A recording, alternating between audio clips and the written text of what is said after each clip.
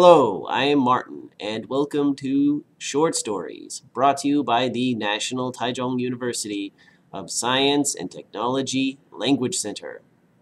Today's short story is called The Council of Mice.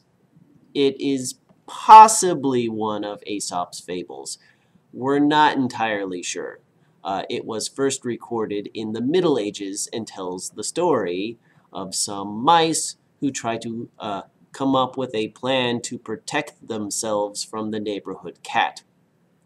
I found it interesting because it is a story about public policy and collective decisions.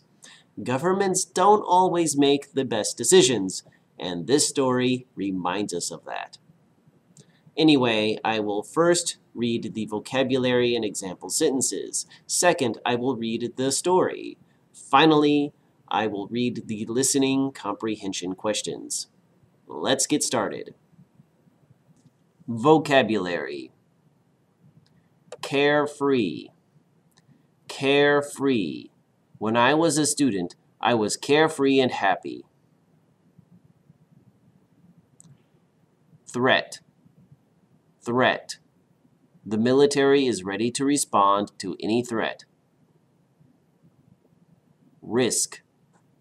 Risk. Police officers face many risks while doing their jobs. Be allergic to something. Be allergic to. I am allergic to peanuts.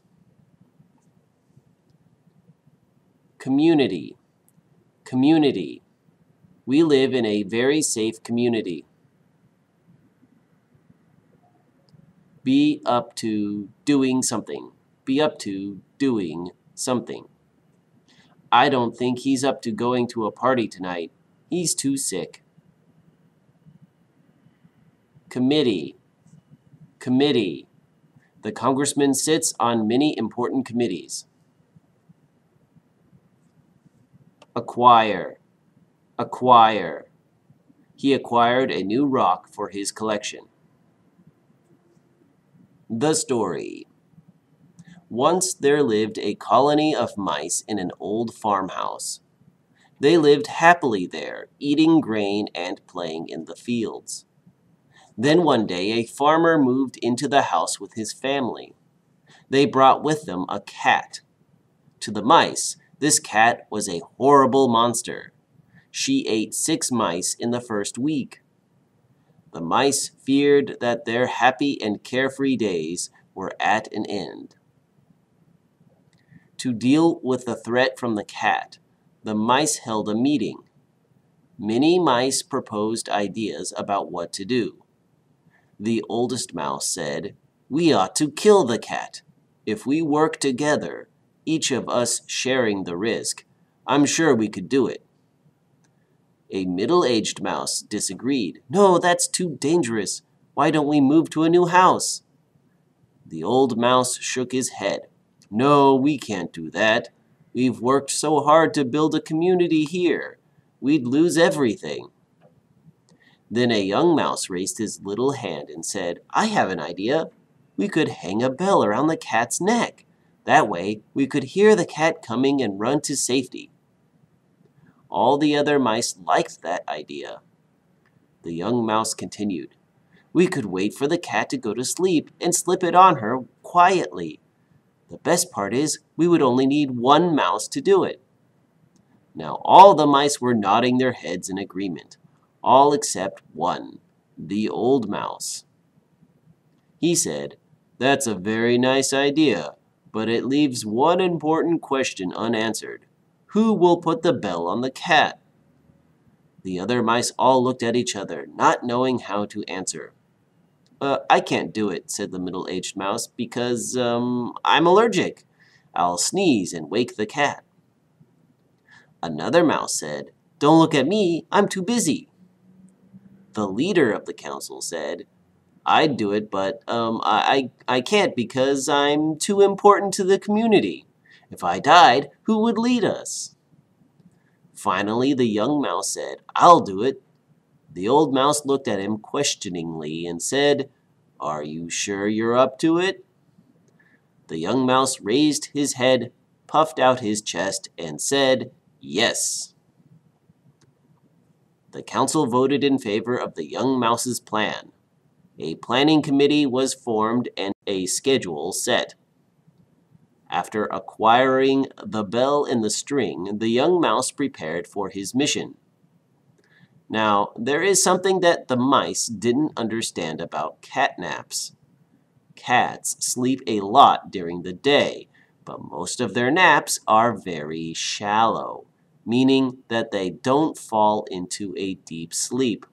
A cat taking a nap during the middle of the day is quite capable of hearing its surroundings. As the little mouse crept towards the cat, his little feet went pat, pat, pat on the floor. The cat did not stir. The mouse got a little closer, and as he did so, the bell jingled a little. Ding, ding, ding. Still, the cat slept. Now the young mouse was feeling very bold. He ran right up to the cat and quickly threw the string around the cat's neck. Unfortunately, just as he was about to tie the bell on, the cat sprang to life and gobbled up the poor doomed mouse. All the other mice who were watching from a distance gasped in horror. They were shocked to see their young hero die so suddenly. "I don't understand," said the leader of the mice. "It was such a simple plan. How did it go wrong?"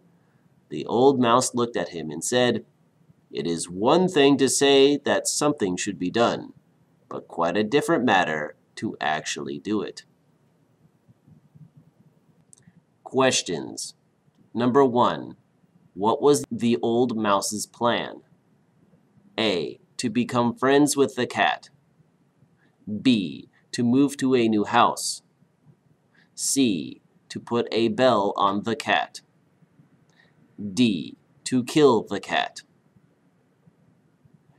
The answer is D. To kill the cat. Question 2. What was the young mouse's plan?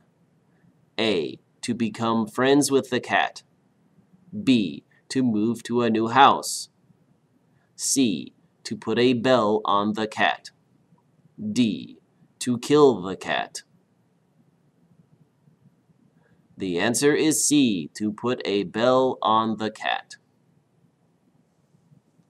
Question 3. Who volunteered to put a bell on the cat? A. The old mouse. B. The young mouse. C. The middle-aged mouse. D. The mouse leader. The answer is B. The young mouse. Question 4. What is the lesson of the story? A. The brilliant idea that can't be done is not a brilliant idea. B. The young can do anything they set their minds to.